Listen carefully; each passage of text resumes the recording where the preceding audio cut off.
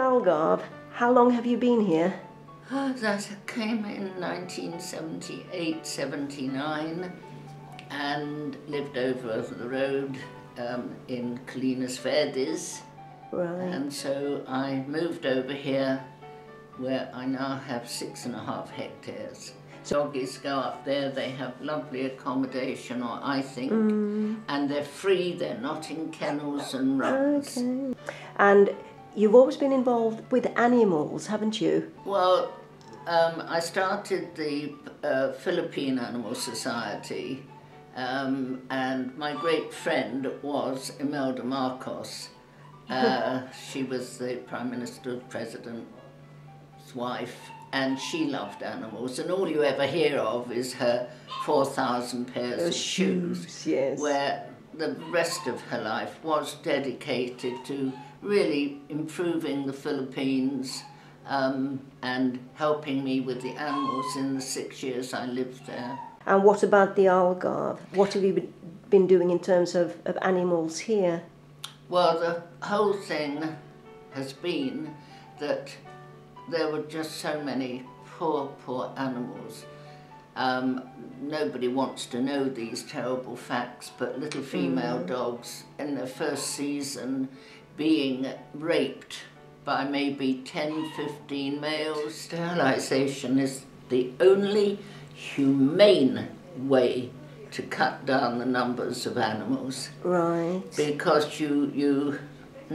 I don't enjoy having to do it. No. But if you let them all mate and have puppies, then you are having to kill constantly because there are not enough homes or good homes for the numbers that you produce. The message getting home, that's the answer. Well, we pay. Now, right. yeah, if you take a dog from us, we say through other associations, we pay Lars, I don't know whether you've met Lars, yes, or any of my consultant vets, for the actual sterilisation. The Protection Society work, what is it you've actually been doing? Do you rescue animals? No, all I do is fight for causes. We've tried without success to get rid of the bullfights because the Portuguese themselves would much prefer a football match. Yes. And there's cruelty in every country. Yeah, of course. Here it's much more unthinking yes, and I think stupidity. Yes. And they throw them away in the lixo bins. What? Animals? Oh, one of my papers there, in 6 years I've read 432, all found in the lixo bins. Dogs, cats, and the seagulls are having their wings broken purposely at the moment because the man says that they take his fish from his nets. Things like this that are absolutely disgraceful, and one can't do anything about it. And I go to the GNR and nothing is done.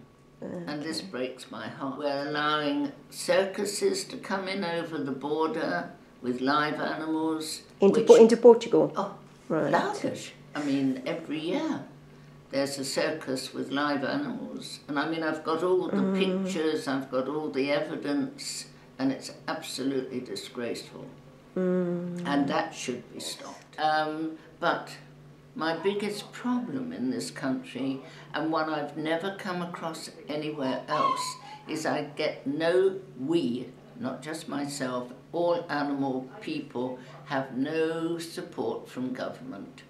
And I don't mean monetary, I mean the enforcement of animal laws, which are very good here, very good, but there hasn't been a case of animal cruelty enforced in 38 years that we can look back on. In a very difficult situation at the moment because I've had a charity shop in Lagos for the last year, very nice one, and the landlords are really, really great, but unfortunately we have not made once the rent for the month. And that really is heartbreaking.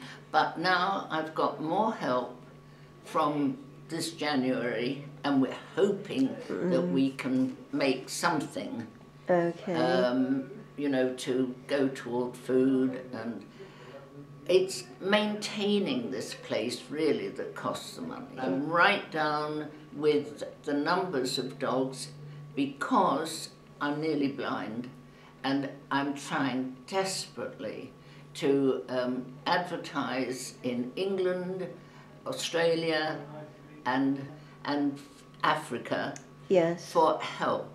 I have a very nice accommodation here, and I would give that free for anybody that would come and help me. So why are you so concerned? What started off this particular relationship with animals, your love for animals? My mother, and she was a member of, there's a donkey sanctuary in North Africa now, Spana, and she was part of that at the very beginning. Jaws, the Japanese Animal Welfare Society, she was also part of that. We always had animals. Right. You know, so it runs in the family. Yeah. Yes. Wherever we lived. So I just literally spend my whole life with people that love and recognise the, you know, what we must do for animals. What brought you to Portugal and the Algarve? Is it a long story? No, I was in the Philippines and, as I say, started the society there.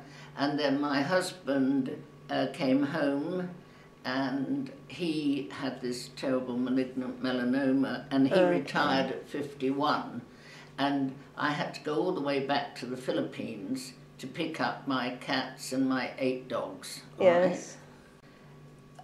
Got off in Bombay, where we'd lived for many years, and stayed there for a little while, and had to decide where I was going to end. Yes. And we landed in Lagos one April evening, and you can't go any further unless you fall into the sea. And I said, my God, I've been here before. I came with my father.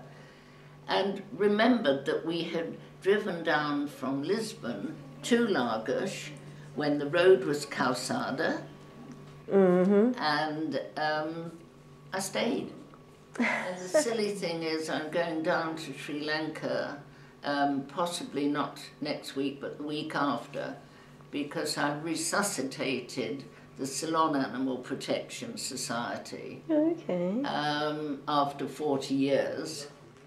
The important thing to say is that we need volunteer help more than anything else to take my dogs walks, all right? And we've got a beautiful valley, and it's a lovely couple of hours out. We need more help in our charity shop, and we need people who will welcome people into the shop and say how kind that whatever you spend here goes toward caring for the animals. Right. And to run a place like this costs an enormous amount of money. And we need donations of things like a refrigerator. We call it our wish list. Somebody who's got an old car that we could buy cheaply, all these things, and we do list everything which you can pick up in the shop. And people to come up here and see the work we do. And the Touch Farm is what I want, where you bring people in and they see a chicken with her babies. You see a piggy, a mummy piggy with her babies.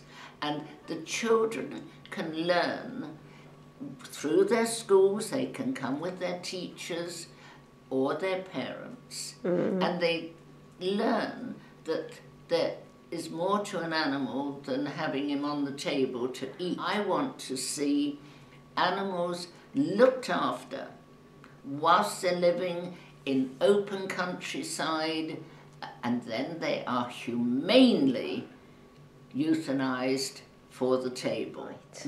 Yes, and exactly. they are not hunted.